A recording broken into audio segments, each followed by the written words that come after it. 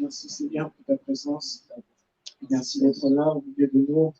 Merci Seigneur de nous faire l'honneur de pouvoir te célébrer aujourd'hui, de pouvoir t'honorer aujourd'hui, de pouvoir t'adorer aujourd'hui. Qui est comme toi? Qui est comme toi?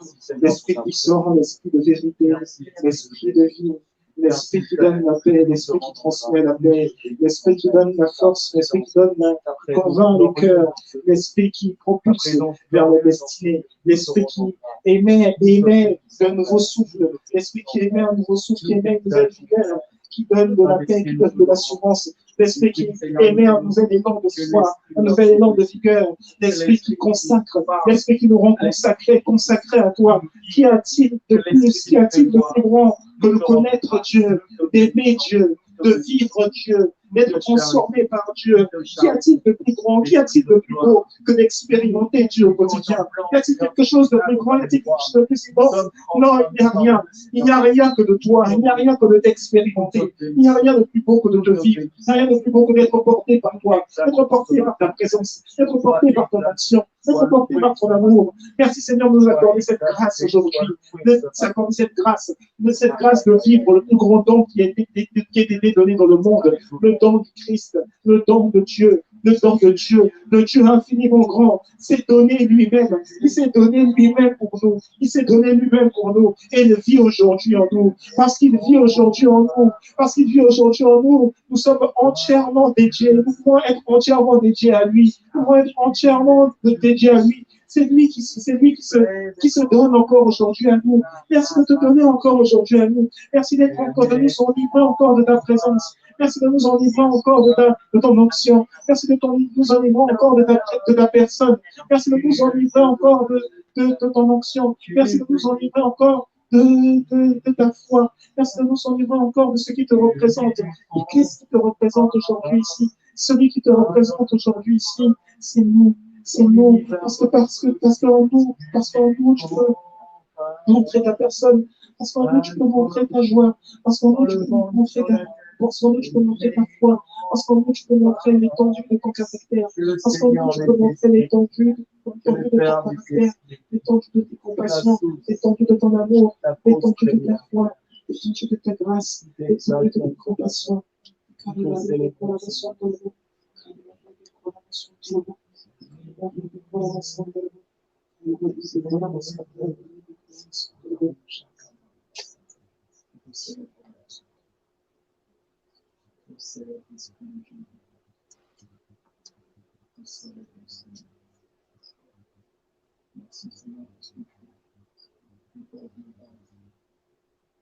Merci parce que tu m'aimes.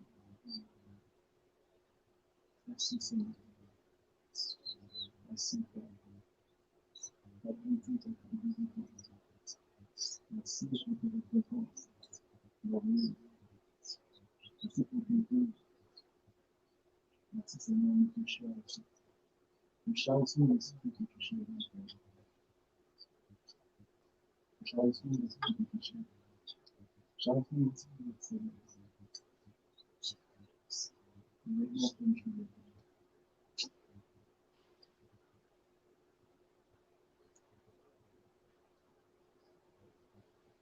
Seigneur, aujourd'hui, visite-nous. Visite-nous de ta présence, visite-nous de ta gloire, visite-nous de ta mention, visite-nous de ta personne, visite-nous de ta puissance. Transfère en nous l'étendue de ta gloire, transfère en nous l'étendue de ta personne. Et cette réalité, la réalité associée à ton nom, n'est pas plus grand que le vivre de Dieu, n'est pas plus grand que d'être en Dieu, n'est pas plus grand que mort, n'est pas meilleure vie que celle que nous avons en Jésus, n'est pas meilleure vie que celle qui est bâtie sur le fondement, le rocher, le Christ. Le Christ est notre rocher, le Christ est notre fondation commune, le Christ est notre commune, le Christ est notre confort, le Christ est notre amour, le Christ est notre justice, le Christ est notre lumière, le Christ est notre foi, le Christ est notre visitation quotidienne, le Christ est notre salut, le Christ est notre statut, le Christ est notre assurance, le Christ est notre récompense. Aujourd'hui, tu es la récompense de quelqu'un ici. nous sommes venus t'expérimenter, donc nous sommes venus te chercher, donc nous sommes venus en sachant que tu vas répondre. Tu vas répondre à chacun de nos besoins. Je prie, tu es la réponse pour nous de tous nos besoins respectifs. Tu es toi-même la solution à tous nos besoins respectifs. Tu es toi-même celui qui accorde le financement où il y a besoin de financement. Tu es toi-même celui qui accorde la raison là où il y a besoin de raison. Tu es toi-même celui qui accorde la paix là où il y a besoin de paix. Tu es toi-même celui qui accorde la joie là où il y a besoin de joie. Tu es toi-même celui qui accorde l'assurance là où il y a besoin d'assurance. Tu es toi-même celui qui accorde la joie du cœur là où il y a besoin de cœur. Tu es toi-même celui qui accorde la foi là où il y a besoin de foi. Tu accordes la guérison là où il y a besoin de guérison. Merci de mettre au travers de nos pensées, au travers de notre cœur, au travers de nos émotions, au travers de notre état d'esprit. Merci de mettre une nouvelle lumière, une nouvelle assurance, une nouvelle foi, une nouvelle récompense. Et que cela soit rendu clarifié pour nous, dans le nom puissant de Jésus-Christ. Merci. Pour toute la gloire, pour toute la gloire, dans ce service que nous avons, dans ce culte que nous demandons, nous commençons avec toi. Au nom de Jésus. Nous allons déclarer ensemble une parole de confession de foi. Nous allons dire tous ensemble, ensemble, je suis béni, je suis prospère, je suis racheté, je suis pardonné, je suis saint, je suis entier, je suis talentueux, je suis créatif, je suis confiant, je suis sécurisé, je suis discipliné, je suis concentré, je suis préparé, je suis qualifié, je suis motivé, je suis libre, je suis déterminé, je suis équipé, je suis habilité, je suis droit, je suis accepté, je suis approuvé, je ne suis ni ordinaire ni médiocre, je suis enfant du Très-Haut, je deviendrai ce pourquoi j'ai été créé au nom de Jésus. Amen. Amen.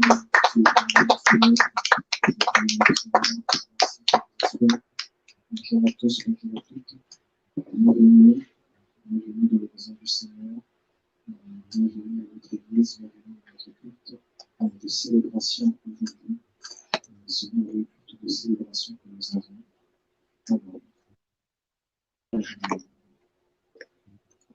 Aujourd'hui, je vous transmets, parce que hier, c'est ce qui m'a été demandé aussi, je vous transmets les salutations, que je vais parler de parler. Je vous transmets les salutations du prophète Joël Francis Tépi, c'est de cette église. Et je vais partager une chose qu'il a dite, qui m'a touché. Je vais le dire par rapport à quelque chose là que je vais vous dire pour la minutes. Il m'a dit ceci, il m'a dit, dans une église, il vaut mieux qu'il y ait une personne qui suit les instructions du Seigneur, suit les instructions qui sont demandées, et que ce soit la seule personne qui suit les instructions qui sont demandées, que ce soit donc la seule personne de l'Église, plutôt qu'il y en ait plusieurs, et dans ce grand nombre, ce grand nombre qu'il y a, plutôt que dans ce plusieurs-là, il y a plusieurs personnes, justement, qui ne suivent pas les instructions et qui posent quelques troubles. Dans cela, je vais vous poser une autre question, en fait,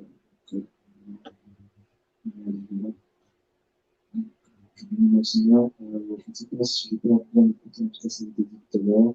C'est parce que cette semaine, nous allons reprendre des habitudes que nous savions aussi. Nous allons reprendre des domaines de prière. Donc, pour ceux qui ne savent pas ce que c'est, le mot de découvrir, le domaine de prière, c'est deux personnes, c'est deux personnes qui prient sur des sujets précis. Donc, les deux personnes vont s'appeler et vont prier sur des sujets, selon certaines inspirées par Dieu, l'une va prier pour l'autre et vice-versa. particularité à partir de cette semaine, c'est que les sujets seront envoyés, que ce soit une base. En tout cas, les sujets qui concernent les deux personnes seront aussi envoyés.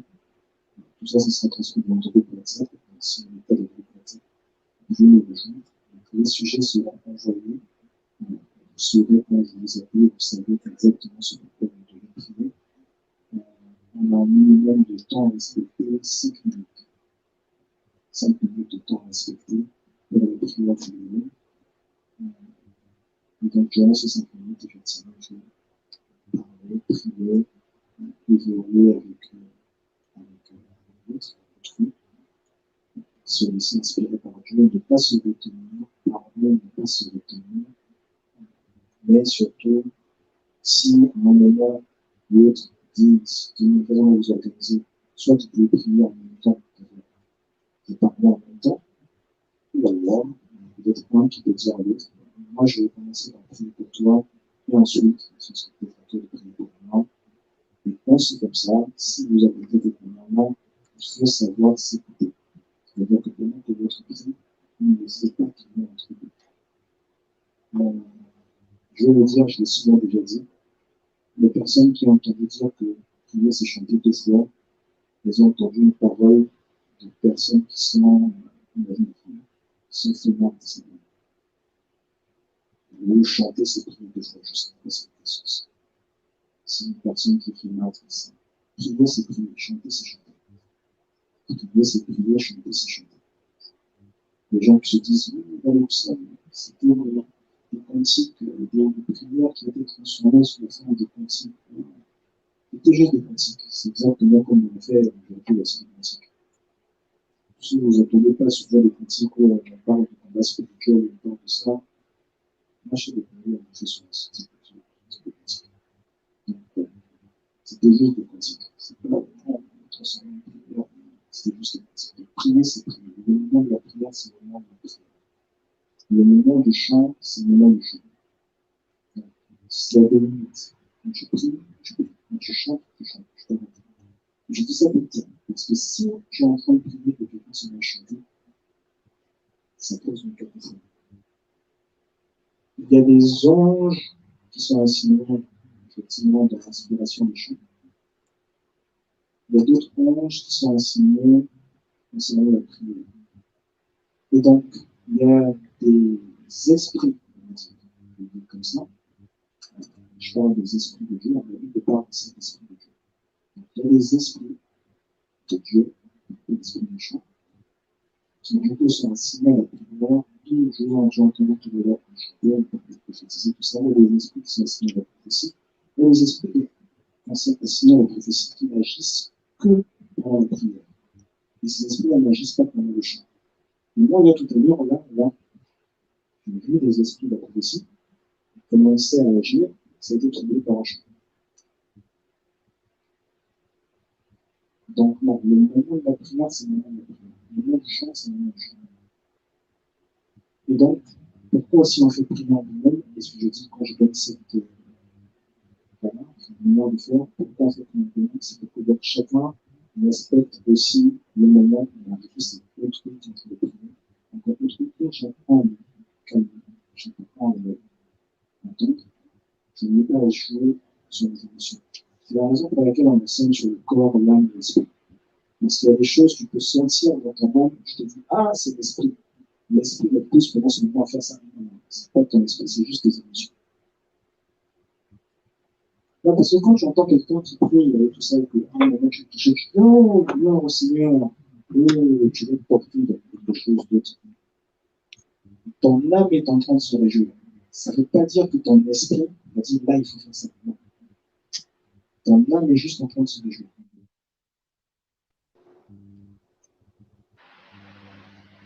Donc, c'est une chose très, très importante. C'est pour ça que, c'est pour ça que j'ai cité le choix, disons, quand il y a une instruction, maintenant, là, on a arrivé chez nous, c'est plus le moment de. L'atmosphère a déjà, en tout cas, moi, par exemple, quand je viens, je sais que l'atmosphère a été préparée, le sens de, tout ça, tout ce qui a été fait. C'est d'ailleurs pour ça que même pendant ce qui est fait les premières minutes, tout à fait de devenir, la chanson, j'adoption, j'ai des chansons, c'est pas important. J'adoption, c'est pour que justement on sache qu'à ce moment-là, il doit y avoir des esprits différents qui vont agir. Les esprits qui agissent pour les gens vont agir comme les choses, les esprits qui agissent pour les enfants vont agir comme les enfants. Si on fait tout ça en enfant, cacophonie. Moi, là, je vous dis la vérité, là, il y a seulement 5 minutes, là, j'ai perdu 4 paroles de connaissance. Juste.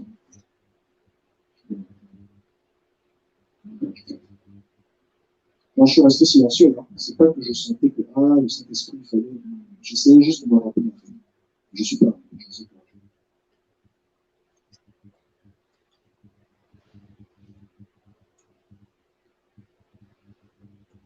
Voilà. Donc, je sais que j'ai laissé c'est tout comme ça, c'est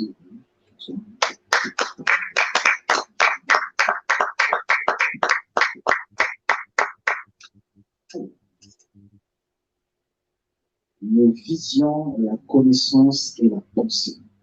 C'est le thème d'aujourd'hui. Les visions, la connaissance et la pensée. Les visions, la connaissance et la pensée.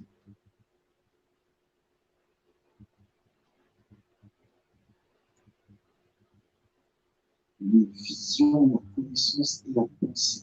On est toujours en train de parler du corps de manière générale, mais dans le corps, il y a des choses qui se passent dans le corps. Il y a des choses qui sont émises du corps. C'est-à-dire qu'il y a des choses en fait qui sont reçues d'ailleurs, d'autres endroits que le corps, et qui après transcendent, passent par le corps pour être rendues manifestes.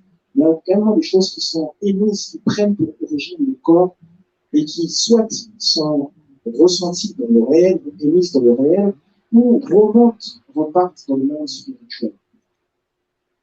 Donc, parmi ces choses, nous avons, par exemple, les visions. Vision, connaissance, pensée. On a montré la semaine dernière, on a parlé à un certain moment de connaissance, on a parlé à un certain moment du cerveau, on a parlé à un certain moment également du mental, des humeurs également, de ce qui doit être commandité par le cerveau, donc par le fait d'être conscient de quelque chose, de connaître par exemple quelque chose, parce que cette conscience est tout dans l'esprit, le fait de connaître quelque chose. Et aujourd'hui, on va un peu essayer de mixer ces différents éléments, on va faire une petite mixture, on va faire un petit mélange, et au travers de ce mélange, on va en tirer quelque chose de bien, quelque chose de magnifique, quelque chose de merveilleux. Je suis sûr que c'est là, c'est très bien fait. Donc, pourquoi les visions? Pourquoi les visions? Pourquoi qu'est-ce qu'il faut avoir une vision? Pourquoi les visions? Pourquoi les visions? La vision donne un sens à la vie du chrétien. La vision donne un sens à la vie du chrétien. La vision donne un sens à la vie du chrétien. Il est important que nous, dans les chrétiens, ayons des visions. Il est important que nous, dans les chrétiens, ayons des visions. Parce que même dans l'Ancien Testament, le livre de Proverbes dit que lorsqu'il n'y a pas de vision, le peuple est sans frein. Même dans l'Ancien Testament, il dit que lorsqu'il n'y a pas de vision, le peuple est sans frein. On ne peut pas arrêter le peuple. On ne peut pas arrêter les gens parce qu'il faut une vision. Maintenant, nous sommes dans une église prophétique. Il est vrai que l'on va parler un petit peu du corps, enfin, on va parler du corps. Donc, c'est sûr et certain que lorsqu'on va parler de vision, il y aura un petit peu de projection, un petit peu de mentale, on va faire ça comme ça. Cependant, comme nous sommes dans une église prophétique, et comme là ici, c'est un cours d'une séance d'entrepreneuriat, bien sûr, on apprend à entreprendre, si vous voulez, de l'esprit. Mais en tout cas, là, on n'est pas en train de dire comment tu crées ton entreprise. C'est pas ça. Donc, la vision, là, c'est pas la vision de l'entreprise. La vision, elle est abordée d'abord en priorité sur son aspect spirituel. Sur son aspect spirituel. C'est pour ça que nous allons aller dans Actes des Apôtres, chapitre 26, et nous allons lire les versets 9 à 19. Actes des Apôtres, chapitre 26, versets 9 à 19. Actes des Apôtres, chapitre 26, versets 9 à 19. Actes des Apôtres, chapitre 26, versets 9 à 19. Actes des Apôtres, chapitre 26, versets 9 à 19. Actes des Apôtres, chapitre 26, versets 9 à 19.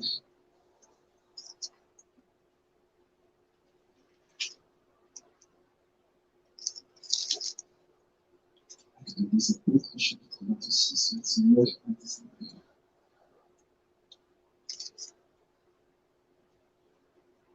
Il est écrit, bien sûr, missionnaire, l'apôtre Paul qui s'exprime. Actes des Apôtres.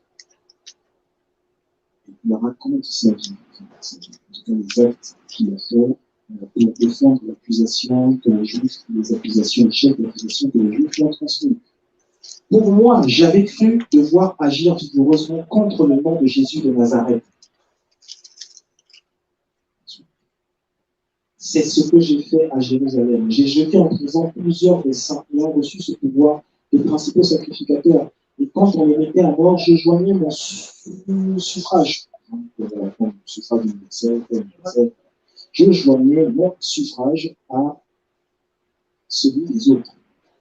Je les ai souvent châtiés dans toutes les synagogues, et je les forçais à blasphémer. Dans mes excès de fureur contre eux, je les persécutais même jusque dans les villes étrangères. C'est dans ce but que je me rendis à Damas avec l'autorisation et la permission des principaux sacrificateurs. Voir le milieu du jour, ô roi, je vis un chemin resplendir autour de moi et de mes compagnons une lumière venant du ciel et dont l'éclat surpassait celui du soleil. Nous tombâmes tous par terre et j'entendis une voix qui me disait en langue hébraïque, Saul, Saul, pourquoi me persécutes-tu? Il te serait dur de réjouir contre les aiguillons. Je répondis, qui es-tu, Seigneur? Et le Seigneur dit, je suis Jésus que tu persécutes. Mais lève-toi et tiens-toi sur tes pieds, car je te suis apparu pour t'établir ministre et témoin des choses que tu as vues et de celles pour lesquelles je t'apparaîtrai. Je t'ai choisi du milieu de ce peuple et du milieu des païens vers qui je t'envoie, afin que tu leur ouvres les yeux pour qu'ils passent des ténèbres à la lumière et de la puissance de Satan à Dieu, pour qu'ils reçoivent par la foi en moi le pardon des péchés et l'héritage avec les sanctifiés. Verset 19. En conséquence, roi Agrippa, je n'ai point résisté à la vision céleste. Je n'ai point résisté à la vision céleste. Peut-être Paul dit que la vision céleste m'a tellement prise, j'étais tellement embrasé à l'intérieur de cette vision que je ne pouvais pas résister. C'était tellement fort que je n'ai pas pu résister. Il fallait que j'aille dans le sens de ce que ma vision me disait, dans le sens de ce que j'avais vu, dans le sens de ce que j'avais pu entendre, le message que j'avais entendu. Quand on parle de vision, on est ici en train de dire que je vois, c'est vrai, mais que j'entends de la même manière. C'est-à-dire que de la façon dont je vois, à l'endroit où je vois, il y a également des oreilles. À l'endroit où je vois, il y a également les narines pour sentir. À l'endroit où je vois, il y a également même la langue pour goûter. À l'endroit où je vois, il y a également la peau pour toucher. À l'endroit où je vois, je peux avoir des sensations.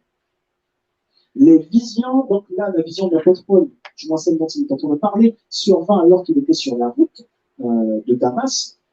Donc, c'est une vision qui est particulière. Il dit qu'il a vu une lumière, que la lumière l'a touché lui et ses compagnons, et qu'il a entendu une voix qui lui a donné sa mission. Donc, dans la vision, on a la mission qui est donnée. Dans la vision, on a la mission qui est donnée. Je me rappelle d'un jour où j'ai donné cet enseignement, justement, dans la vision, il y a la mission qui est donnée. Mais on va simplement dire, on ne va pas tergiverser, on va dire que ça, c'est un type de vision particulier que l'apôtre Paul a eu. Et en fait, on a des visions variées. Il existe, du moins, je veux dire, des visions variées. Et ces visions surviennent de différentes manières. Dans 2 Corinthiens, chapitre 12, 2 Corinthiens, chapitre 12, du verset 2 au verset 5, 2 Corinthiens, chapitre 12, du verset 2 au verset 5,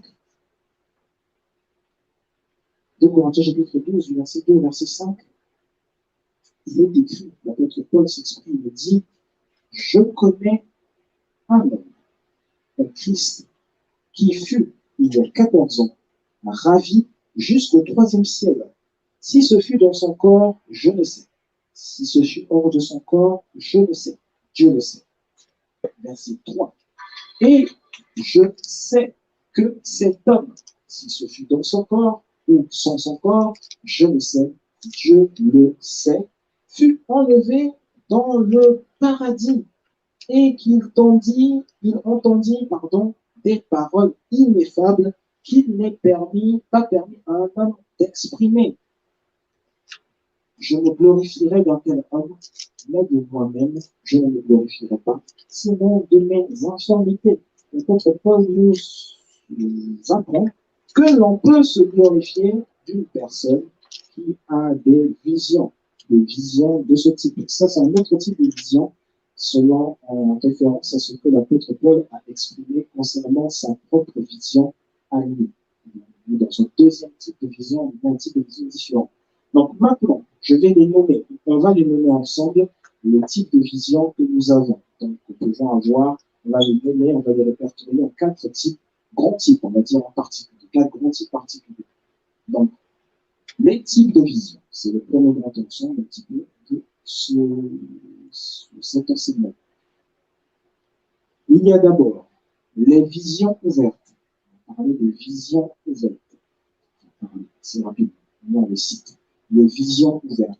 Qu'est-ce que c'est que les visions ouvertes? Les visions ouvertes, c'est lorsque la pensée de la conscience, je parle de la pensée de la conscience, ou si vous voulez, la conscience est active, si vous préférez, hein, peut-être que la pensée de la conscience est un peu, elle n'est peut-être pas à ce niveau là d'éclaircissement, c'est lorsque la conscience est active, la conscience est active, la conscience est ouverte, la conscience est active, la conscience est ouverte.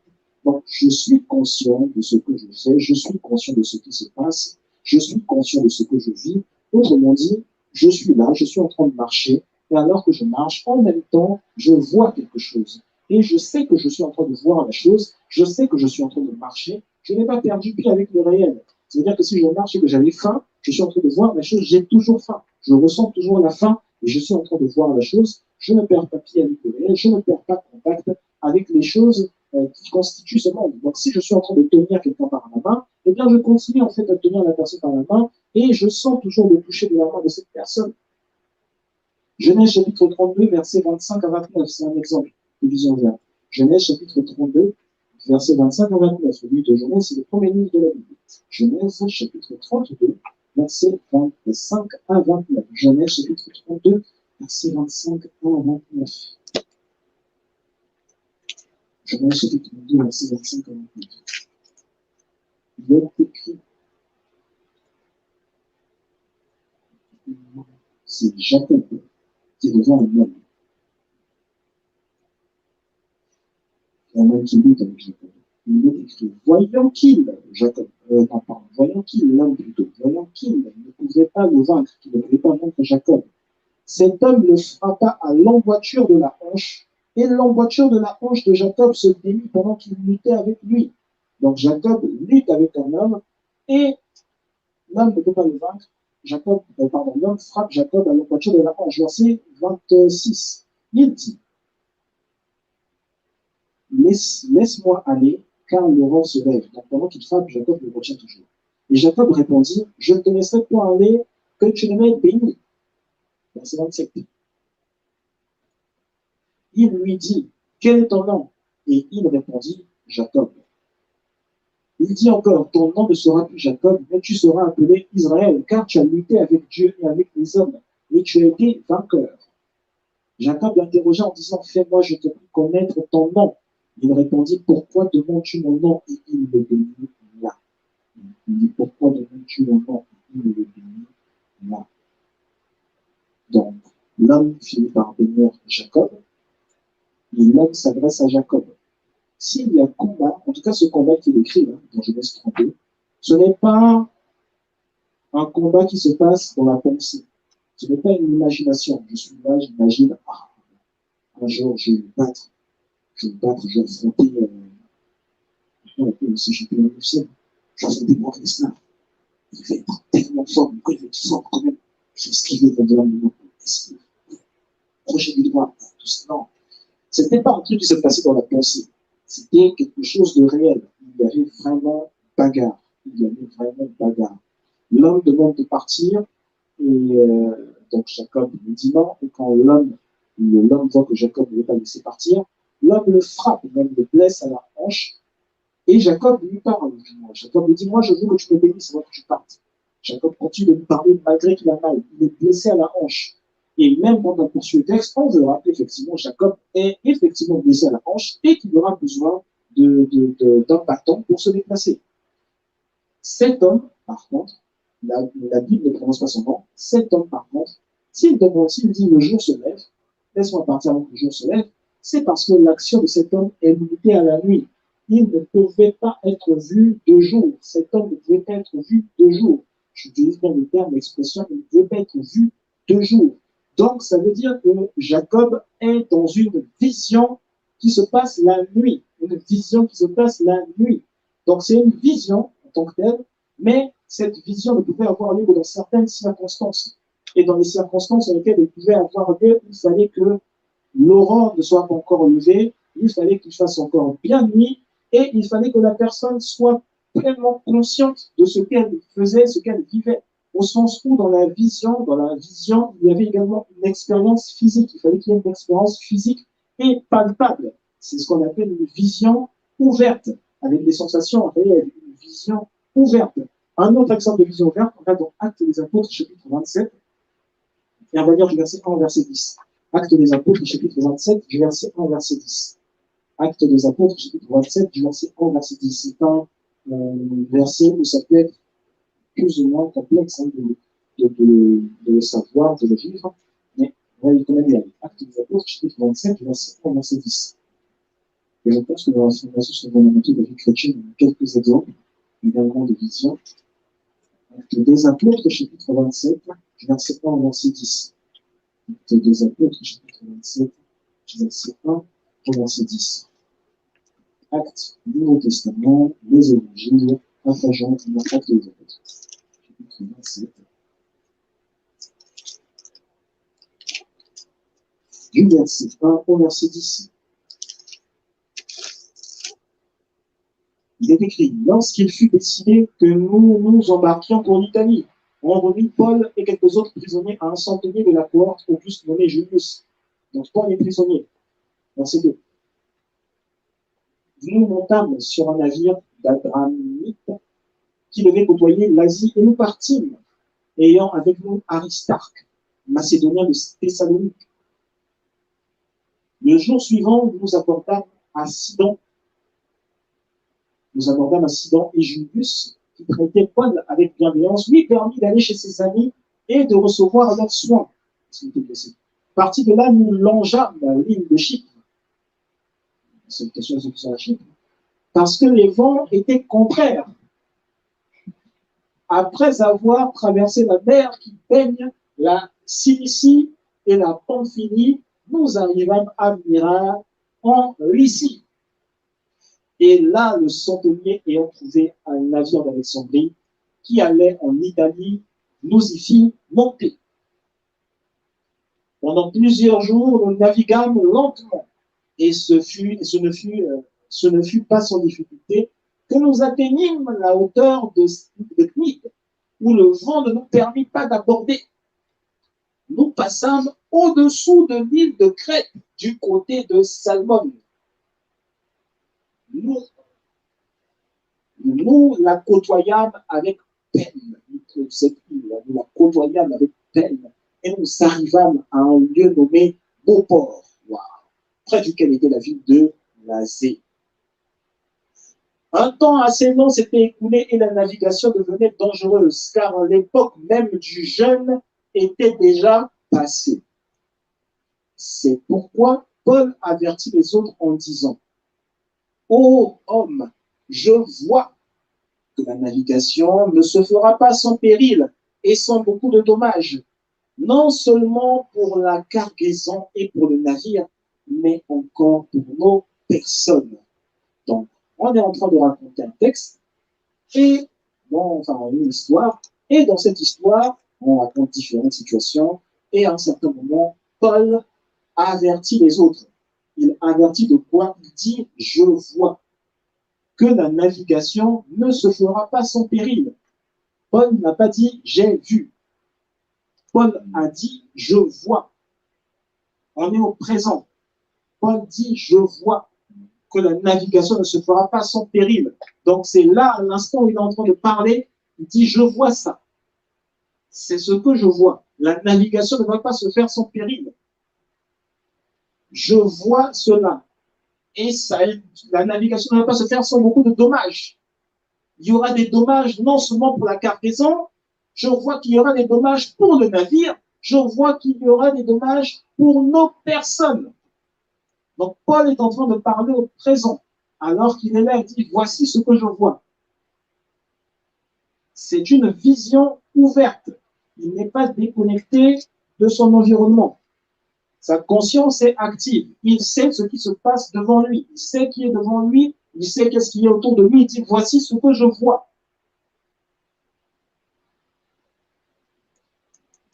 En opposition aux visions ouvertes, nous avons des visions intérieures. Nous avons des visions intérieures.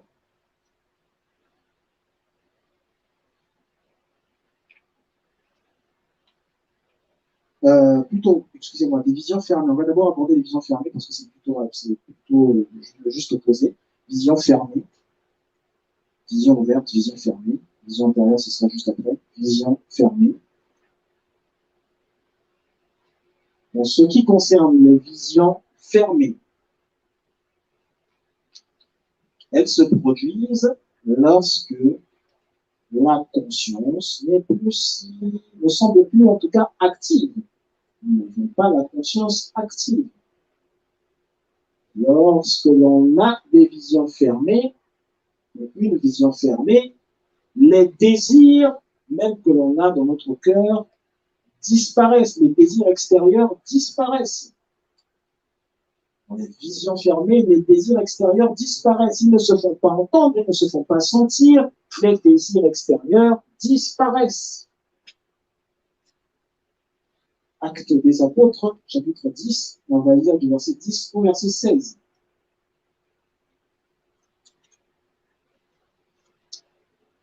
Actes des Apôtres, chapitre 10, on va lire du verset 10 au verset 16.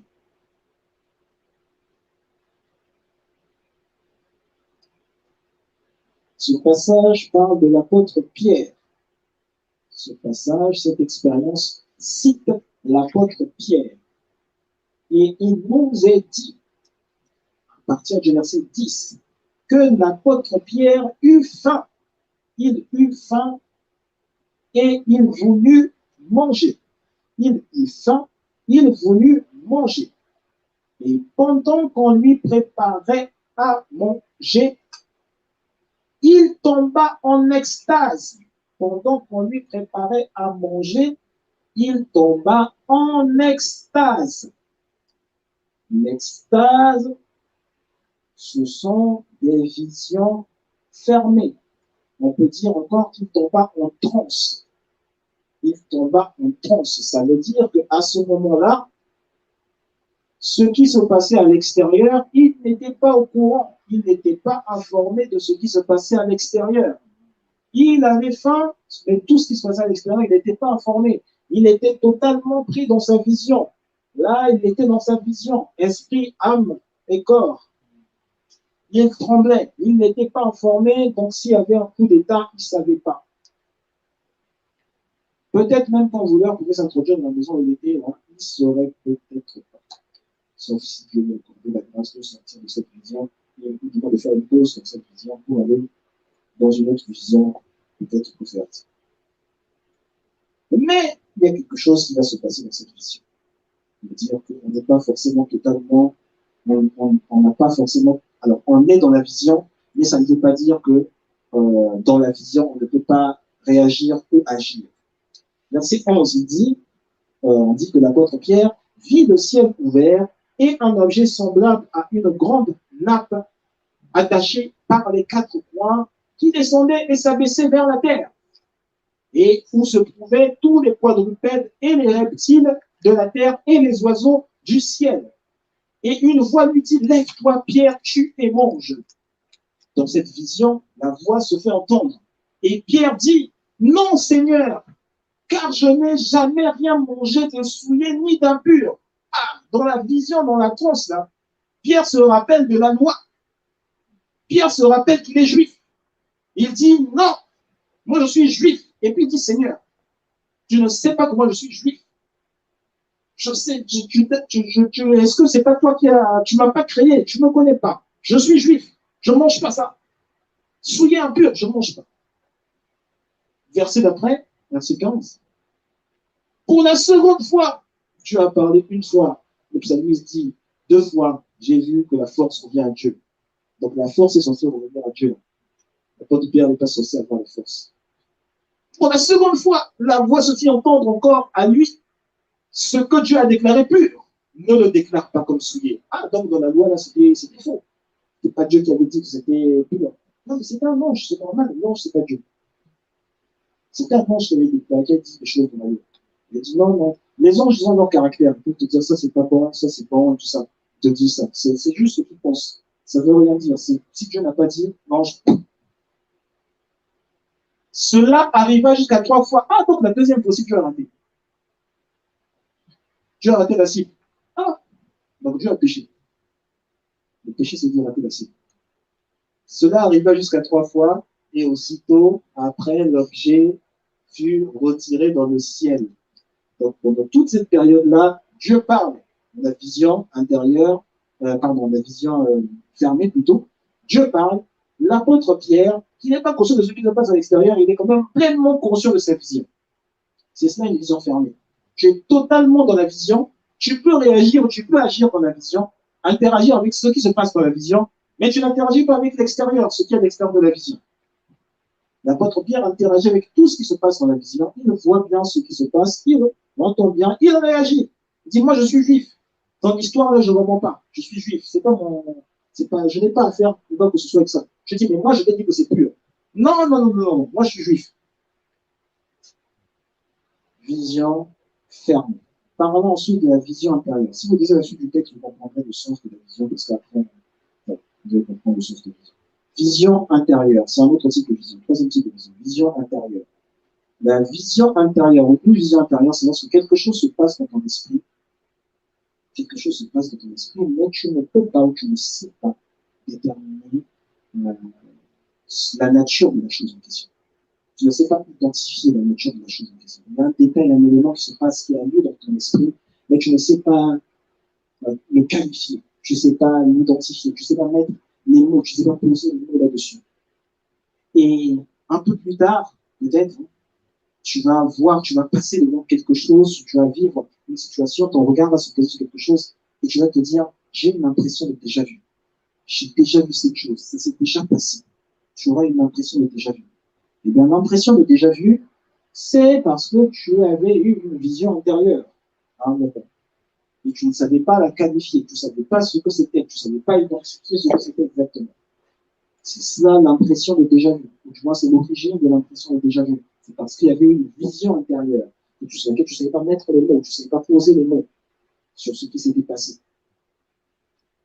Actes des apôtres, toujours, lisons le chapitre 27, on repart, lorsque des apôtres Paul, chapitre 27, on va lire du verset 11 au verset 26. Du verset 11 au verset 26. Actes des apôtres, chapitre 27, du verset 11 au verset 26. Actes des apôtres, chapitre 27, du verset 11 au verset 26. Il est écrit dans la version 8 secondes.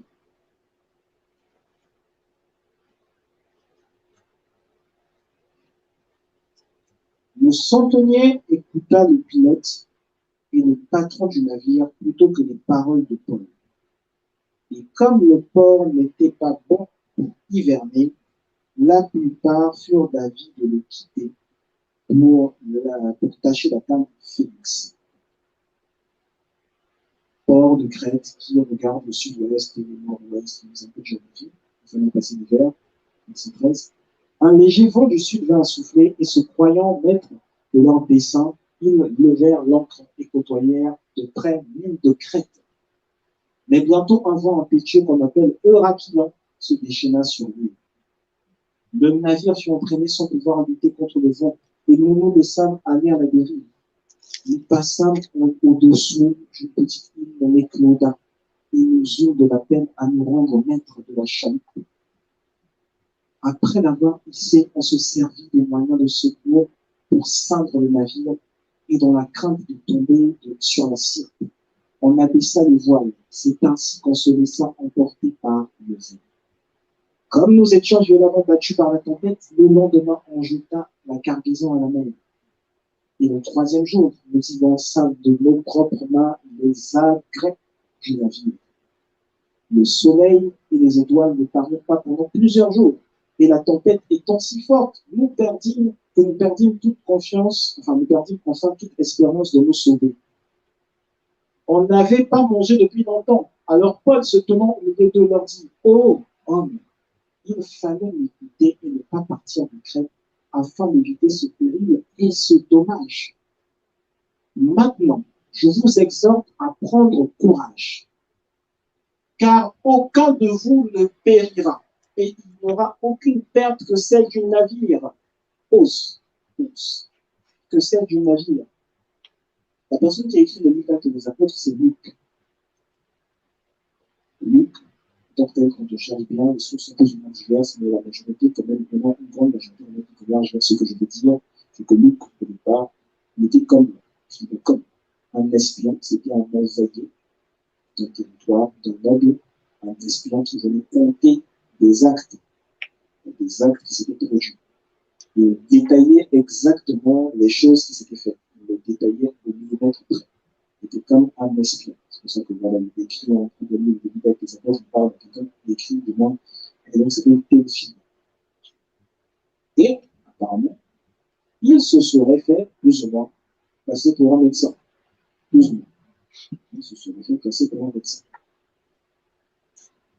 Et il y a des textes, même, on les aura peut-être un jour, il y a des textes où Jésus parle de lui en parabole. On verra un autre jour. Donc, Luc détaille différentes choses, et donc il arrive à détailler, effectivement, vous avez vu tous les détails de ce qui s'est passé avec le navire, on parle de la situation géographique et tout ça, parce que ce sont des écrits qu'il envoie à quelqu'un. Il envoie à quelqu'un, dit voici, donc il y a le détail de ce qui s'est passé, la personne dit où est-ce que ça s'est passé? C'est une investigation que Luc fait. C'est une investigation millimétrée. Et donc, dans cette investigation millimétrée, il est obligé de rapporter les choses qui se passent au moment où elles se passent. Donc, la vision de l'apôtre Paul, quand l'apôtre Paul dit je vois, il doit dire au moment où ça s'est passé. L'apôtre Paul dit je vois, c'est je vois au moment où je parle.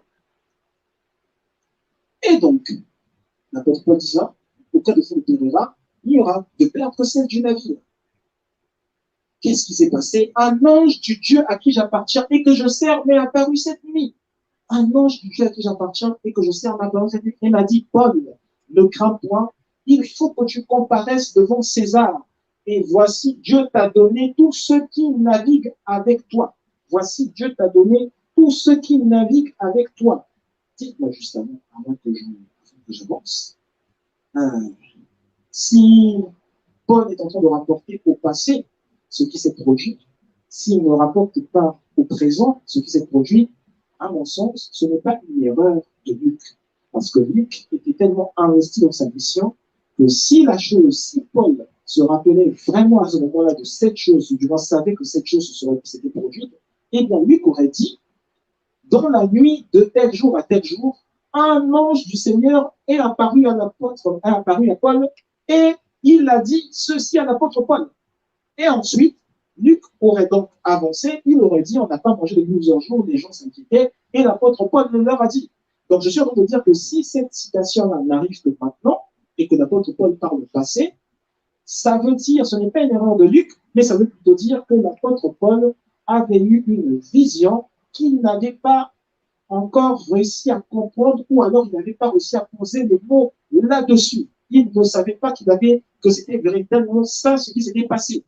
Il a dû entrer dans une situation particulière où son esprit était plus éveillé et a ramené la connaissance de la vision intérieure à sa mémoire, à son corps. Et ça, ce sont des choses qui arrivent très souvent d'ailleurs. Très souvent. Même si je sais que dans l'ISPEM, les visions ouvertes sont les plus fréquentes. Je dis amène à cela. Amen. Je sais que tu as des visions ouvertes, que tu marches dans la rue, tu as des visions, tu sais ce qui se passe, et quelqu'un qui est en train de te parler, qui te dit, tiens, je vais te donner 30 000 euros, mais en même temps aussi tu as des visions, pendant qu'il est en train de te parler, tu vois ce qui se passe à gauche, tu vois ce qui se passe à droite, et la personne va te donner 30 000 euros. Je sais pas pourquoi je répète la même génération. Amen. Verset 25. C'est pourquoi, ô homme, rassurez-vous, car j'ai cette confiance en Dieu qu'il en sera comme il m'a été dit. Mais nous devons échouer sur une île. Donc l'apôtre Paul parle d'une vision intérieure qui lui est remontée. Quatrième type de vision, les visions nocturnes. Quatrième type de vision, les visions nocturnes. C'est ce que certains qui se croient plus spirituels que d'autres appellent des songes. C'est des songes. J'ai eu un songe. La nuit dernière, alors que je m'endormais, le chien fut couché dans sa niche, et alors qu'il fut entraîné dans un profond sommeil, l'Esprit de Dieu me transporta et j'ai eu un songe. Ce sont des visions nocturnes. Vous pouvez simplement dire rêve, hein. Ces mots, ça signifie la même chose. Hein. Vous pouvez simplement dire rêve, un songe. Bon, c'est lui souvent qui a donné cette habitude. Vision nocturne. Daniel chapitre 7, verset 1. Daniel chapitre 7, verset 1. Et pendant qu'on y va, j'aimerais vous dire, quand on parle de songe, la première personne à qui on pense, en général, la première personne à qui on pense, c'est Joseph, en Égypte. Joseph a eu deux songes, seulement deux songes. Je ne sais pas si c'est comme une spirituelle, mais deux songes, deux visions nocturnes. Et ces deux visions nocturnes ont transformé non seulement sa vie tout court, mais c'était aussi lié donc à la vie de plusieurs. Donc, si on parle de vision nocturne, il ne faut pas aimer en tant que tel avoir plusieurs visions nocturnes, non. Il faut plutôt avoir des visions nocturnes qui servent à quelque chose, qui servent à quelqu'un, qui vont transformer un état, transformer une société. Joseph n'en a eu que deux. Le reste, c'était pas lui. C'est Pharaon qui a eu la vision en Égypte. Par contre, on verra peut-être un jour un texte qui montre que dans les endroits où était Joseph faisait en sorte que les gens aient des rêves, et des songes, et des visions nocturnes. Même en prison, tout cela veut dire qu'en fait, tout ce qui se passait dans la prison, c'était Joseph qui faisait en sorte que cela se produise. Donc, les personnes qui ont rêvé en prison, c'est Joseph qui les a fait rêver. La preuve même, c'est que ce sont des rêves, c'est impossible.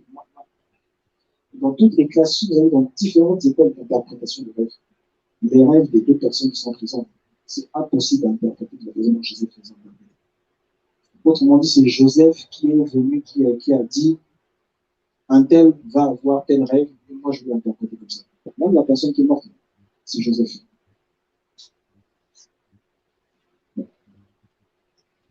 L'autre jour, Daniel, chapitre 7, verset 1. Daniel, chapitre 7, verset 1, il est écrit.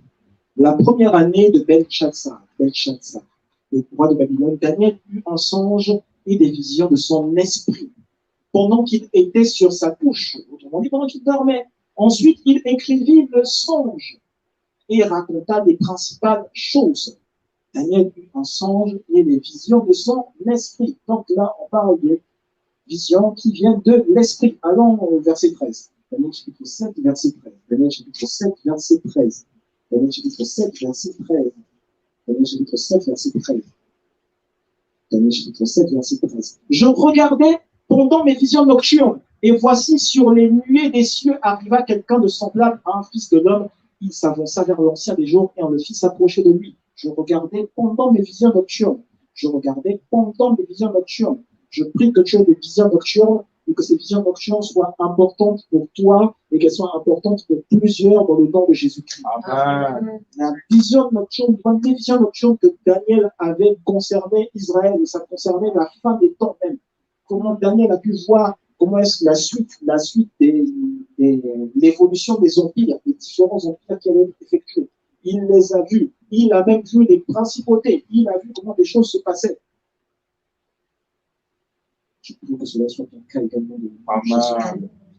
Nous avons eu des différents types de visions. Nous allons rapidement parler de l'application de ces visions et leur origine. l'application de cette vision et leur origine. Mais avant d'y aller, donc, juste un petit rappel, si on peut afficher un petit rappel, très rapidement, un tout petit rappel en synthèse de notre point sur les 4 types de vision. Un tout petit rappel. Vision ouverte, ce sont les visions les plus communes de l'Église. Texte de base. Vision fermée, texte de base, avec les écrits de l'apôtre Paul.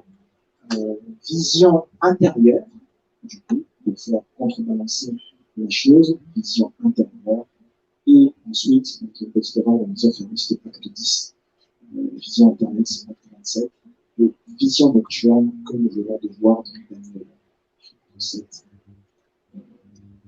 C'est 1 et 13. Maintenant, nous passons à l'application et aux origines. Application et origine. De vision, application de l'application de l'origine. Application et origine de vision. Donc, nous avons vu des visions qui viennent de l'esprit. Et nous comprenons que les visions peuvent influencer la pensée.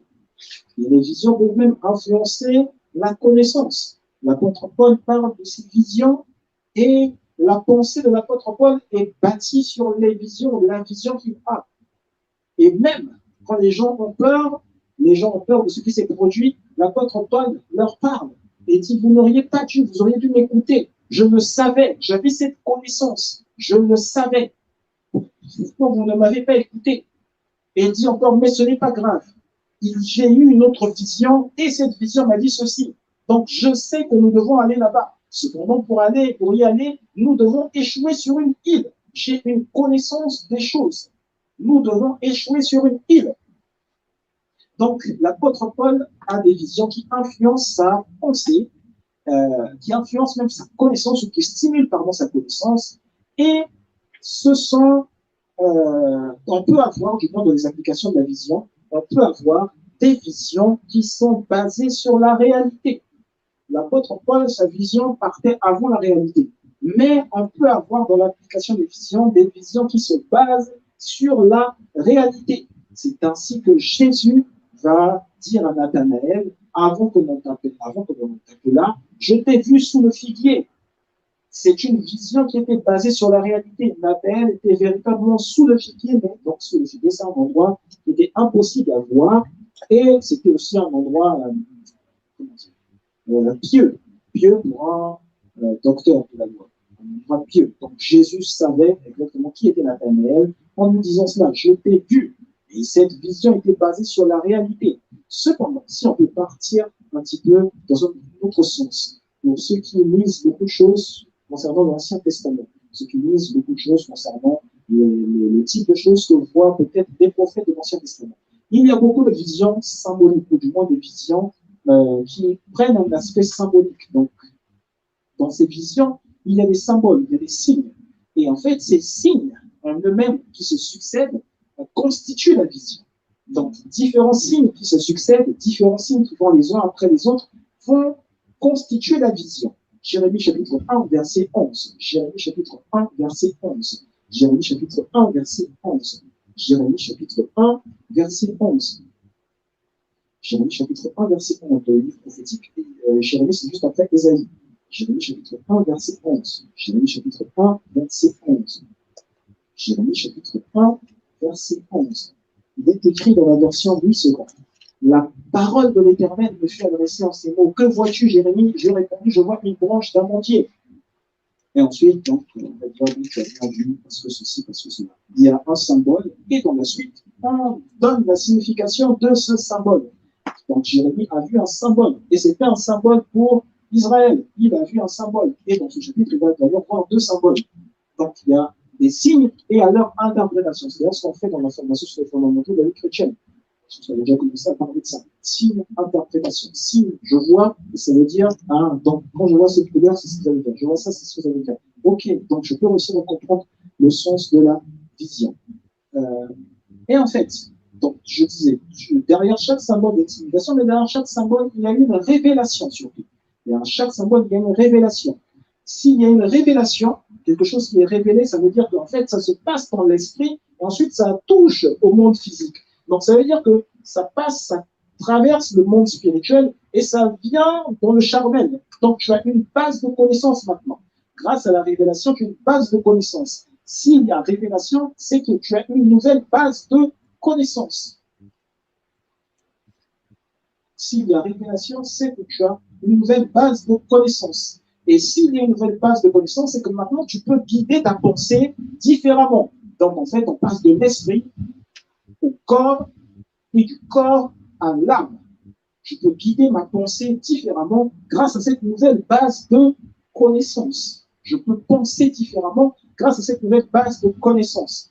Et la plupart du temps, ces éléments de connaissances, en fait, sont traduits, ou du moins sont définis de façon à situer l'homme, de façon à guider l'homme et le conduire, guider l'homme et le conduire dans son quotidien simplement.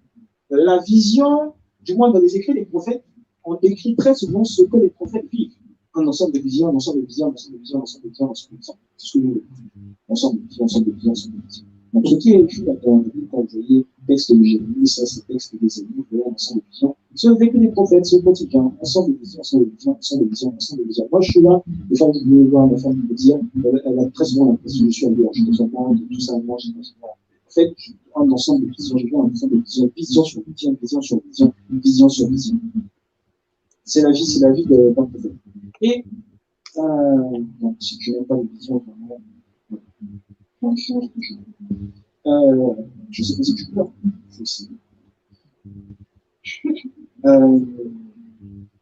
Plusieurs prophètes donc ont basé leurs écrits sur cet ensemble de visions, sur ces ensembles de visions. Daniel chapitre 8, verset 15. Daniel chapitre 8, verset 15. Daniel chapitre 8, verset 15. Daniel chapitre 8, verset 15. Il est écrit. Daniel chapitre 8, verset 15.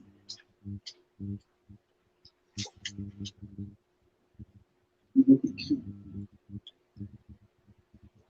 Dans la version russe.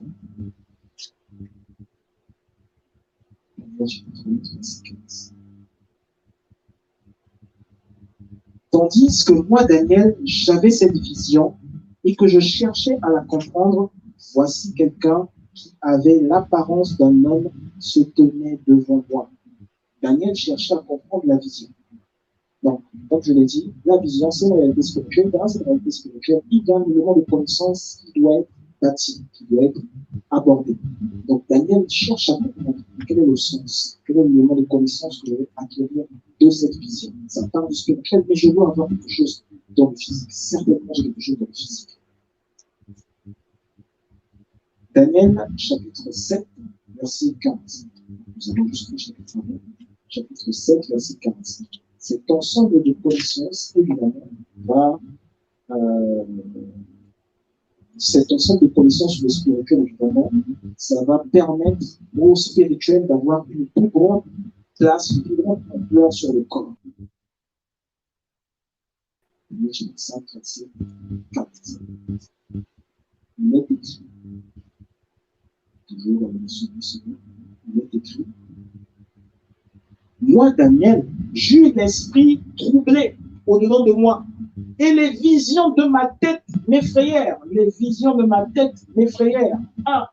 Donc, Daniel est en train de dire que l'endroit où naît la vision, là, ça semble pas être l'esprit, ou en tout cas, si c'est l'esprit, il semble y avoir quelque chose qui se passe pour que la vision en tant que telle, en fait, ça naisse véritablement dans la tête. Je sais, non, Dieu parle de l'esprit, tout ça. Mais Daniel dit, ah, c'est une vision de ma tête. Donc, l'endroit où Dieu parle, c'est pas l'esprit, en fait. Ou du moins, l'endroit où la parole est ressentie, adressée, c'est pas l'esprit. Puisque Daniel parle de vision de la tête. Il existe, là on parle toujours des applications de vision, il existe des visions paraboliques. Vision parabolique. Les visions paraboliques, c'est une histoire. Jésus raconte des paraboles. Quand Jésus raconte des paraboles, ce sont des visions paraboliques. Quand il dit, oui, il y avait un jeune homme, voilà, il voulait récupérer sa part de bien chez son père et tout ça. Ce sont des visions paraboliques. Ces visions paraboliques s'adressent, ou du moins permettent d'établir un état de pensée. Le spirituel donne des bases de la connaissance, mais le spirituel aussi établit un certain système de pensée. Donc, les visions qui naissent dans le spirituel, mais qui sont adressées en fait dans le physique. Les visions sont adressées dans le physique, elles naissent dans le spirituel puisque ça vient de Dieu. Ça naît dans le spirituel, elles sont adressées dans l'esprit. Ces visions-là restent en état de pensée. Mais de la même manière, vous savez, derrière toute vision, si je vois quelque chose, et si je cherche à comprendre quelque chose, ça veut dire que derrière toute vision, il y a besoin d'avoir une interprétation. J'ai besoin d'avoir une interprétation à la vision. Et l'interprétation de la vision, c'est quelque chose qui raconte une histoire. Ça veut dire que, si on parle de vision parabolique, je voulais dire, ça veut dire que l'interprétation de la vision parabolique devrait raconter également une histoire. Et l'interprétation de toute vision également raconte une histoire. Parce que dans la vision, Jérémie, il a vu une branche d'amandier, c'est tout ce qu'il a vu, mais il y avait une histoire derrière. Dieu lui a dit, c'est ce qui cela représente parce que le peuple sera, et moi je les aiderai. Il y a une histoire également qui est racontée dans l'interprétation de la vision.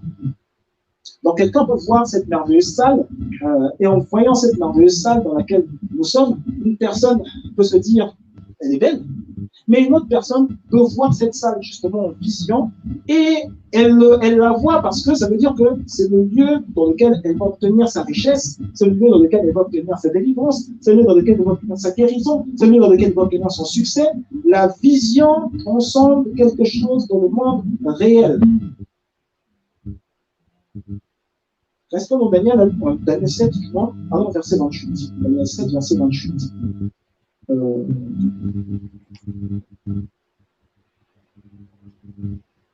C'est 7 ou c'est 8?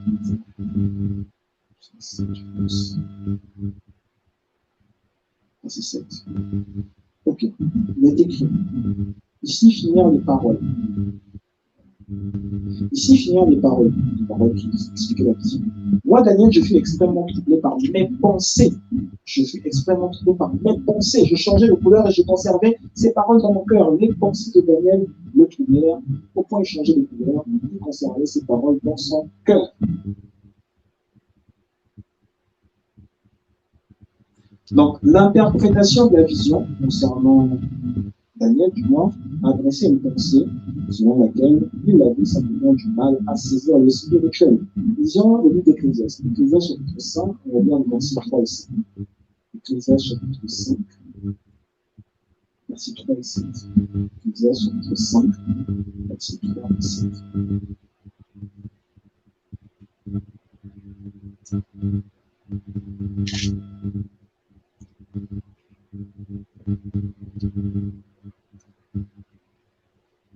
Ecclésiaste chapitre 5, versets 3 et 10. Ecclésiaste chapitre 5, verset 3 et verset 7. Il est écrit verset 3.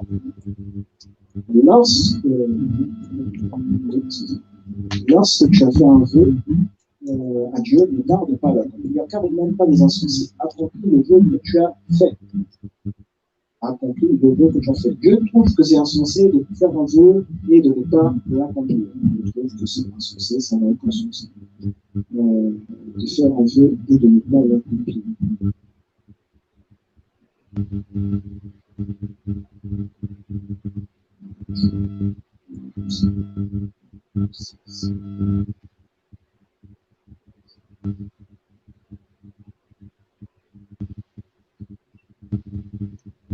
Ok, allons verset 7. Verset 7.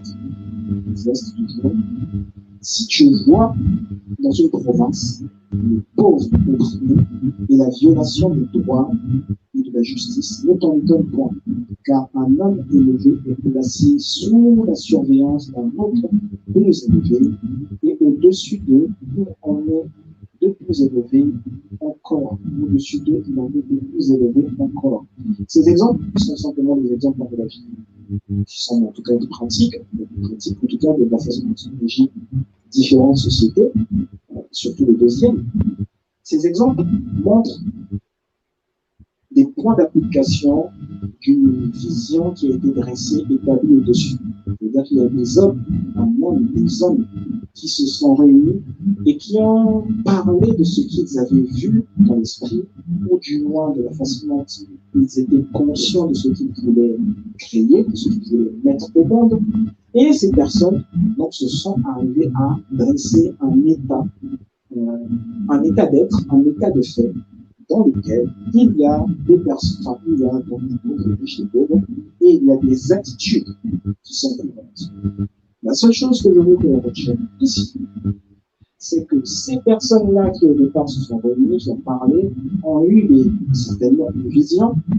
La vision, elles l'ont interprétée, elles ont interprété la vision. Ensuite, elles ont parlé entre elles. Donc, elles ont dit des choses, et ces choses-là, elles se sont mises en commun accord pour que naisse de là une plus grande vision.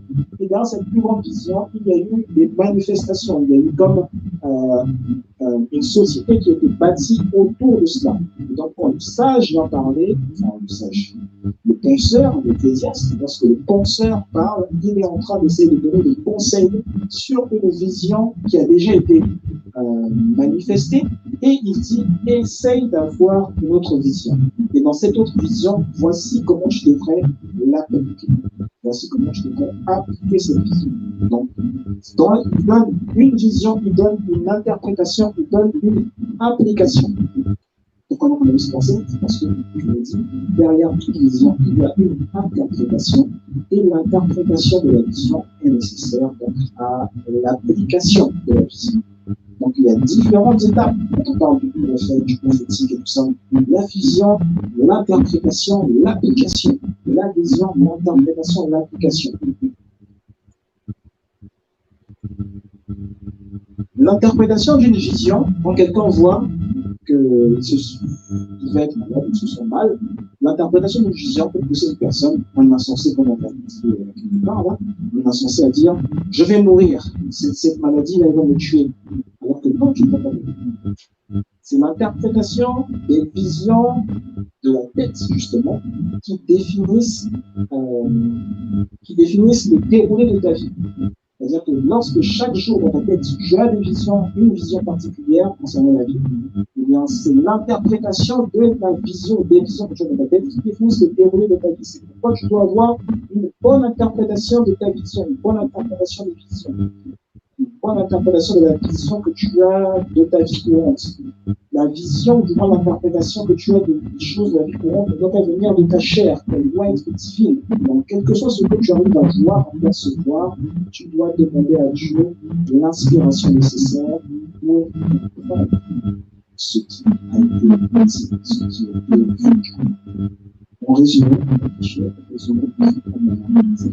je dis parce que les deux moments, on va terminer par le troisième point et avec très très vite. Normalement, le deuxième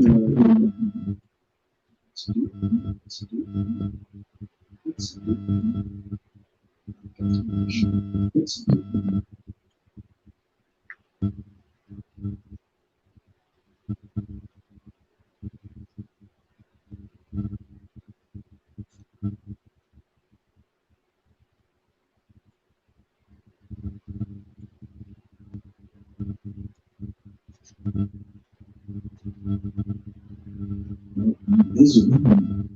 Les visions sont basées sur la réalité, les visions peuvent être symboliques, les visions sont une base de connaissances typiques de l'homme, les visions peuvent raconter l'histoire, on parle de visions paraboliques, l'interprétation des visions dresse un état de pensée sur l'âme. Troisième point, on va terminer par là. Les visions de ma tête ont un rapport avec Jésus. Les visions de ma tête ont un rapport avec Jésus. Genèse 3, verset 22. Genèse chapitre 3, verset 22. Les visions de ma tête ont un rapport avec Jésus. Genèse chapitre 3, verset 22. Les visions de ma tête ont un rapport avec Jésus. Genèse chapitre 3, verset 22. Genèse chapitre 3, verset 22.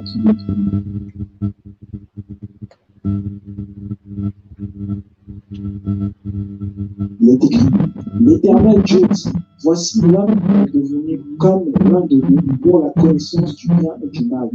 Empêchons-le d'avancer sur sa main, de prendre de l'arbre de vie, d'en manger et de vivre éternellement. L'homme est devenu comme l'un de nous. Lorsque Dieu l'a créé dans Genèse 1:27, il disait, faisant l'homme à notre image et selon notre ressemblance. Donc l'homme était comme Dieu, mais après il devient comme l'un de nous. L'homme était comme le Père, le Fils, le Saint-Esprit. Après il devient comme l'un des trois facettes, de l'une des trois facettes. Et là, on va sauter le verset, on va pas dire plus ce qu'on a vu. Là, la personne comme qui l'homme est devenu, c'était le Christ. Et c'était une parole prophétique. On parlait donc du premier Adam, l'image domptée de son Dieu Christ. Après, on parle du dernier Adam, le Christ. Ici, donc, je veux que tu comprennes, j'intègre, j'accepte, je valorise le fait que tu es devenu comme le Fils. Tu es devenu comme le Fils. Ça veut donc dire qu'en étant comme le Fils, tu n'es pas censé avoir peur de la mort. C'est l'exemple que j'ai dit tout à l'heure. Un être humain n'est pas destiné à mourir. Les êtres humains choisissent de mourir. Mais un être humain n'est pas destiné à mourir. C'est un point vers quelque chose que nous allons vivre là dans 2 semaines. Un être humain n'est pas destiné à mourir. Je pense que c'est pense. Dans 2 semaines, dimanche 6 juillet, nous aurons un culte de guérison. Dimanche 6 juillet, un culte spécial, je pense que nous sommes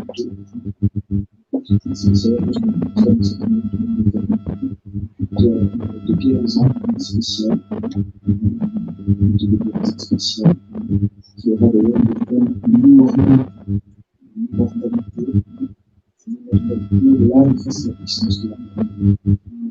C'est ça que de guérison. Dimanche 6 juillet, c'est pas la semaine prochaine, c'est la semaine prochaine. C'est pas la semaine prochaine, c'est la semaine prochaine.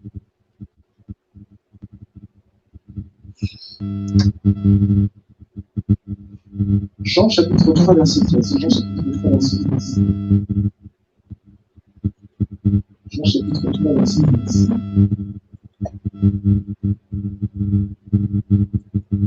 Jean chapitre 3, verset 13.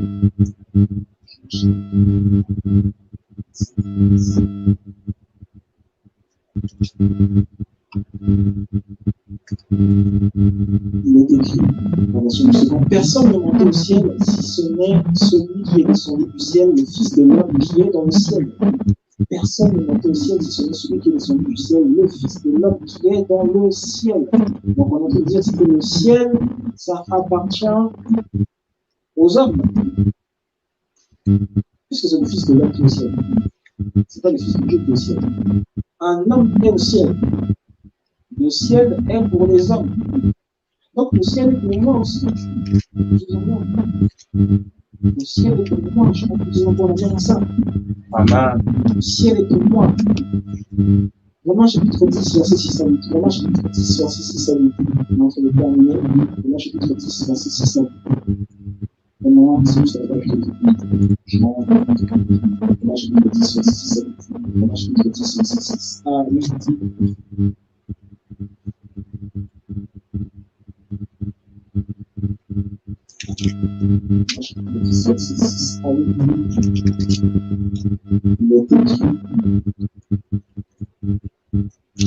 Mais voici comment parle la justice qui vient de la foi. Ne dis pas en ton cœur, qui montera au ciel si en faire descendre Christ?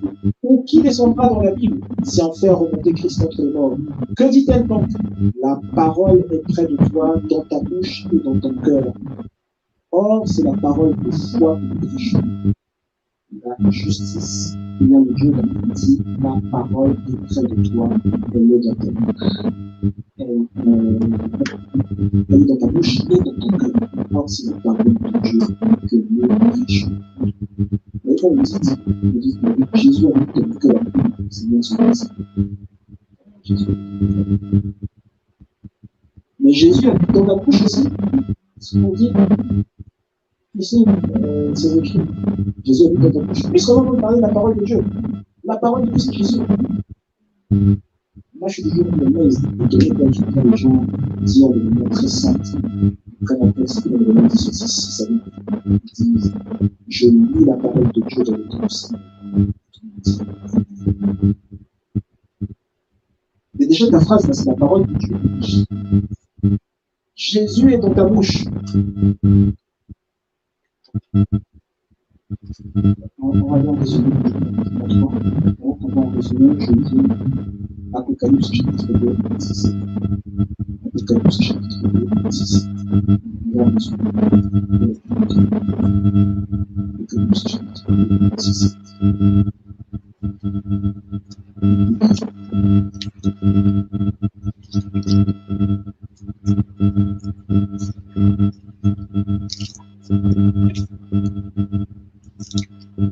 Que celui qui a des oreilles entende ce que l'Esprit dit à l'Église. Que celui qui a des oreilles entende ce que l'Esprit dit aux Églises. À celui qui vaincra, je donnerai à manger de l'arbre de vie dans le paradis de Dieu. Je donnerai à manger l'arbre de vie dans le paradis de Dieu. Le paradis de Dieu est pour les hommes victorieux. Le paradis de Dieu est pour les hommes victorieux. Donc, Dieu n'habite plus au paradis. Ce sont les hommes victorieux qui habitent au paradis. Amen. Yes. Les hommes victorieux habitent au paradis. Et en plus, on peut y avoir à manger. Qu'est-ce qu'on mange? L'arbre de vie. Alors que dans Genèse 3, on avait éloigné l'homme de l'arbre de vie. Donc, Dieu est en train de faire le nécessaire pour que tu vives une vie victorieuse. Dieu veut faire le nécessaire pour que tu vives une vie victorieuse. Les visions, on va aller en synthèse technologique. Les visions qui sont données par Dieu, ce sont des armes pour activer différents dons spirituels. Ce sont des armes pour activer différentes réalités technologiques, des armes pour activer différentes réalités spirituelles qui vont te permettre de vivre des dons spirituels, des dons de l'esprit à l'intérieur de ton corps. Ces dons de l'esprit à l'intérieur de ton corps vont te permettre à toi d'être prévenu de la mort. D'être prévenu de la mort. Prévenu de la mort. Les dons se manifestent dans ton corps pour que la vie du chrétien soit remplie de victoire. Et c'est le but de Dieu. La vie du chrétien doit être remplie de victoire. Donc, les visions que tu as, qui transpercent ton corps, qui viennent de ta tête, sont longtemps ce but que ta vie soit remplie de victoire. Je déclare et je déclare ce matin que ta vie va être remplie de victoire. Je déclare et je déclare que ta vie va être remplie de victoire. Romains 8, 37 nous dit, Romains 8, 37, mais dans toutes ces choses, nous sommes plus que vainqueurs par celui qui nous a aimés. Dans toutes ces choses, nous sommes plus que vainqueurs par celui qui nous a aimés. Je prie que tu vives une vie remplie de victoire par celui qui t'a aimé le premier. Je prie que tu vives une vie de victoire par celui qui t'a aimé le premier. On va se lever, on va remercier Dieu, on va remercier Dieu, on va prendre la Sainte Seine. On va remercier le Seigneur, on va prendre la Sainte Seine. Seigneur, nous te bénissons, multiples actions de grâce, Père, pour qui tu es, pour ce que tu fais. Merci pour ta présence dans notre vie. Merci pour ta primauté, merci pour ton amour, merci pour ta compassion, pour tes actes de sagesse et pour ta valeur. Merci pour tes bienfaits, merci pour ta bonté, ta miséricorde, ta fidélité. Aujourd'hui, alors que nous sommes à toi, nous savons que tu fais toutes choses bonnes pour nous, tu fais toutes choses nouvelles, et toutes ces choses nouvelles que tu nous fais acquérir nous donnent un nouveau sens intellectuel, un nouveau sens de vie, un nouveau sens de bien-être, un nouveau sens de vision, et à perpétuité, nous sommes avec toi, et à perpétuité, nous vivons en toi, à perpétuité, nous sommes valorisés par toi, à perpétuité, nous sommes encouragés par toi, à perpétuité, nous sommes élevés par toi, à perpétuité, nous sommes aiguisés par toi, aiguisés dans notre foi. Seigneur, aujourd'hui, cet acte aujourd'hui que nous faisons, c'est un acte par lequel nous nous confions en toi et nous vivons la vie de Dieu.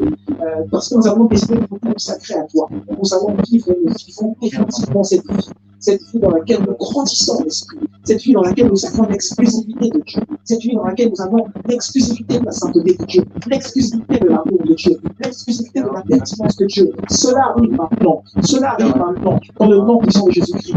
Il est écrit que le jour où le Seigneur se fut livré, il dit, voici ton corps, qui est donné en sacrifice pour nous. Le Christ a donné en sacrifice pour nous le corps, ce corps. Et ce corps nous transmet joie. Au-dessus de toute peine, ce corps nous transmet joie, ce corps nous transmet espérance, ce corps nous transmet solidité, ce corps nous transmet amour. Il n'a pas dit, voici mon esprit qui a été donné en sacrifice pour nous. Il a dit, voici mon corps. C'est-à-dire que dans son corps, il y avait l'intellect. L'intellect était donné en sacrifice. La vie a été donnée en sacrifice. La vie qui coule dans le corps a été donnée en sacrifice. La vie qui peut être rendue manifeste dans les yeux a été donnée en sacrifice. La vie de guérison a été donnée en sacrifice. Alors que nous allons prendre maintenant ce pas, alors que maintenant nous allons communier avec le corps du Christ. C'est la communion avec le Christ en lui-même que nous vivons. Autrement dit, là où il y avait le désir de prier, mais je ne sais pas comment prier, maintenant il y a une nouvelle dimension de prière qui atteint, une nouvelle régularité dans la prière qui atteint, une nouvelle expérience de la prière qui atteint au nom puissant de Jésus-Christ, alors que je nous fortifie et que cela soit le cas, cela est notre cas, dans le nom puissant de Jésus-Christ. Prenons ensemble le corps du Christ.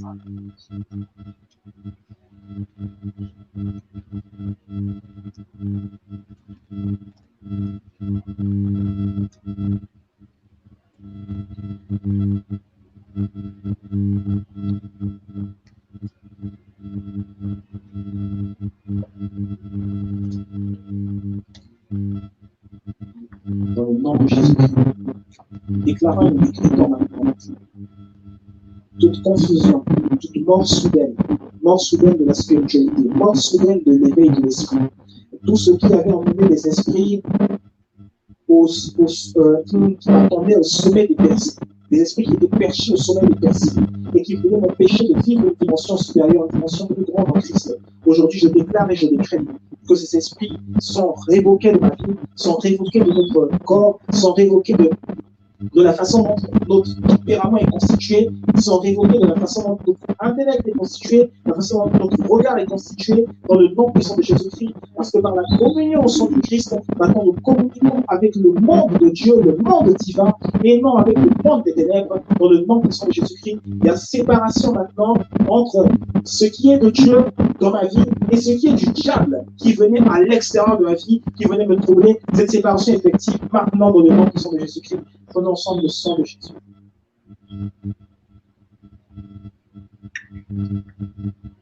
Dans le nom puissant de Jésus-Christ, Seigneur, nous sommes à toi. Alors que nous sommes à toi, nous te disons, inspire chacun de tes enfants. Manifeste les réalités de tes dons. Manifeste la réalité de ta vocation. Manifeste la réalité. Tu es là pour nous. C'est ta vocation première. Tu es là pour nous. Tu nous as créés pour être toujours là. Je dis, je serai avec vous jusqu'à la fin de votre mission, jusqu'à la fin de votre mission sur la terre. Que chacun aujourd'hui te vive à une dimension beaucoup plus élevée et que les visions soient le partage de toute cette église. Dans le nom puissant de Jésus-Christ, nous avons ainsi prié. Amen, amen, amen, amen. En gloire à Dieu, nous avons donné surtout nos offrandes. Nous avons donné nos offrandes et nos dîmes pour ceux qui les ont, Père. Nous te bénissons. Seigneur, nous donnons dans ta maison dîmes, offrandes hebdomadaires. Elles accompagnent ces prières. Je n'ai pas dans la multiplication des paroles, mais tu es dans la sincérité du cœur.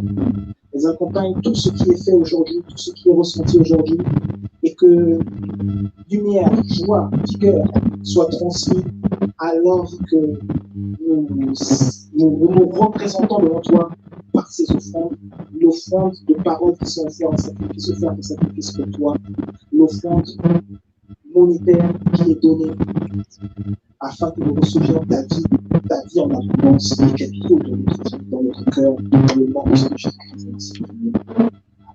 Amen.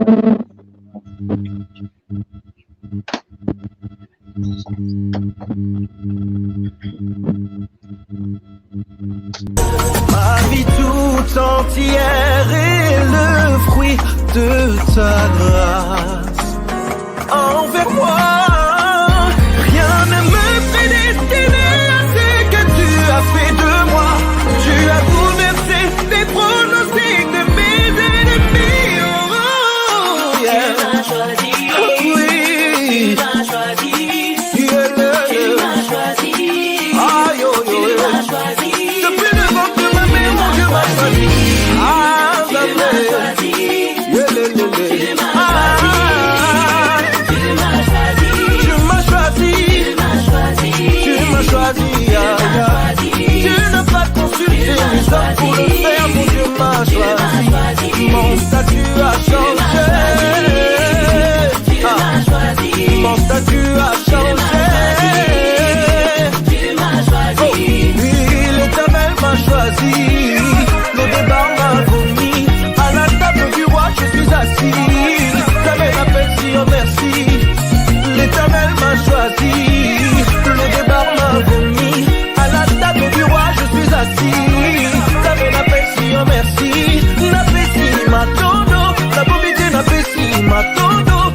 sonda nyonso naza nango eutela yo Yesue merci.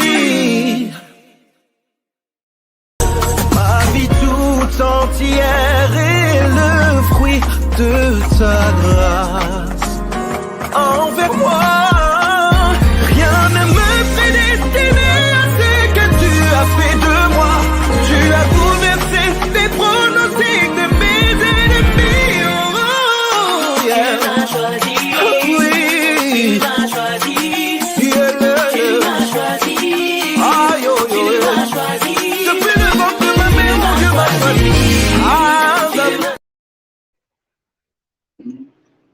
Je tiens juste à préciser, parce qu'on a pris sur certains se disent, parce que d'habitude c'est un peu plutôt, c'est-à-dire que la semaine prochaine, justement, on aura plus de temps de prière, on va même beaucoup plus prier la semaine prochaine, le temps de parole sera plus réduit, beaucoup plus de moments de prière, plus de moments de prière, chacun pourra s'exprimer. Non, ce qui a été fait là est suffisant. Parce que j'ai répété exactement ce que j'ai entendu de l'Esprit de Dieu, exactement comme ce que l'Esprit de Dieu disait. Mais j'ai terminé ma mission, j'ai terminé mon travail, mon prière pour le Seigneur. Parce que je peux encore acclamer pour le Seigneur. Là, tu acclames pour ton acclame maintenant pour le Seigneur. Alléluia. Donc, nous avons grâce au Seigneur pour cette parole qu'il nous a donnée. En même temps, nous prions aussi que cette parole puisse vraiment produire des effets dans notre vie. Que nous puissions vraiment expérimenter les différents types de visions et aussi qu'on arrive à les interpréter, à les appliquer. Prions ensemble au nom de Jésus. Père, je te rends grâce pour la parole. Tu as dit que la parole est la vérité. Tu as dit qu'elle est esprit et vie. Et aujourd'hui, Seigneur, tu as envoyé ta parole pour nous conduire, pour conduire ton peuple ce matin. C'est pour cela que je te dis merci, Père. Père béni, merci pour cette parole. Merci parce que cette parole, elle était vraiment merveilleuse. Elle nous a donné de l'énergie. Elle était vraiment appétissante. Comme tu dis, ta parole est une nourriture. Merci pour cette nourriture, Seigneur, que tu nous donnes pour nous élever, pour nous rendre beaucoup plus solides. Mais Seigneur, je prie aussi en même temps que cette nourriture, Seigneur, que tu nous as donnée, Seigneur, puisse être, que nous puissions le vivre au quotidien. C'est bien une réalité.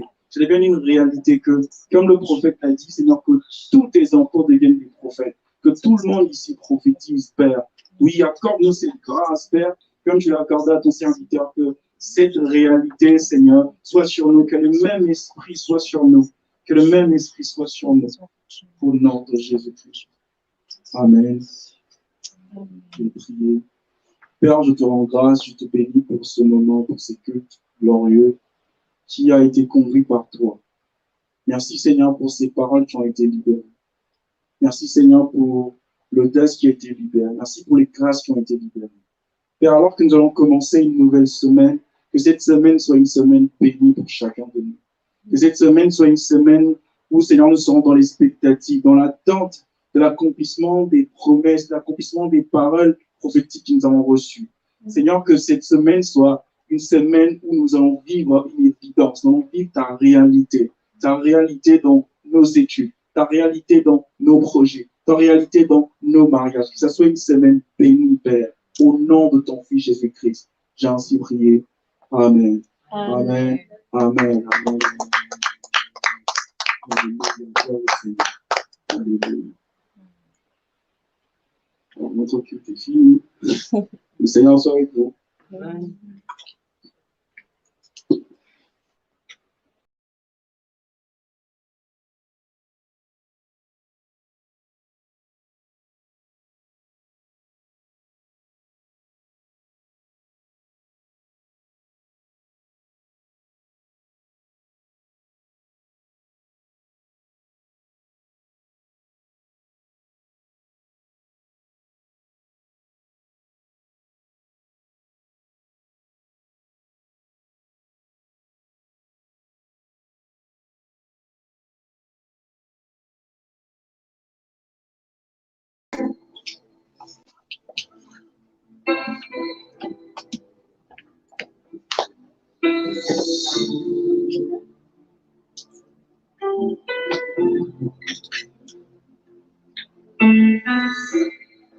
What world is this? What world is this? Despite all my world, J'espère que ça te dérange pas que je t'envoie tout ça. Bon. Ça va? Ouais, ça va. Ton ami n'est pas bon. Ouais, c'est quoi? Ouais, t'as pas qui? Non, c'est un problème d'ascenseur. Oui, c'est sûr. Elle a raté son truc. C'est sûr que chez elle, il y a. C'est sûr que le bus n'est pas arrivé à temps. Toi, t'as combien de minutes ici? Je dirais 40. Je suis pas loin. Je suis l'année. L'année, je connais, oui. Ensuite, je prends la ligne B, oui. Et ensuite, je prends la CY jusqu'à Gare de l'Est. Comme ça achète. Ah, oui. Je suis pas loin.